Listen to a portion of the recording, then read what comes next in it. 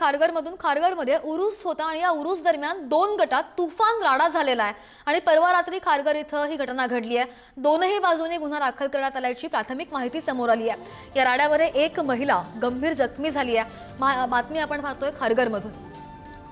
खारघरमध्ये उरूस होता आणि या उरूस दरम्यान 2 गटांमध्ये तुफान राडा झाला आणि या राड्याची ही दृश्य परवा रात्री खारघरमध्ये ही घटना घडलेली आहे आणि या घटनेसंदर्भात दोनही बाजूंनी गुन्हा दाखल करण्यात आलेला आहे। पोलीस स्टेशनमध्ये राड्यामध्ये एक महिला गंभीर झाल्याची माहिती। नेमका राडा कशावरून झालेला आहे असं कारण अद्याप अस्पष्ट आहे। खारघरमधून आपण ही बातमी पाहतोय। उरूस होता आणि या उरूसाला दृश्यांमध्ये जसं आपण पाहू शकतो बरीच गर्दी होती आणि या गर्दीमध्ये राडा झाल्याची ही दृश्य। राडा नेमका कशावरून झाला, मारामारी होताना बाचाबाची होताना पाहायला मिळते या दृश्यांमधून।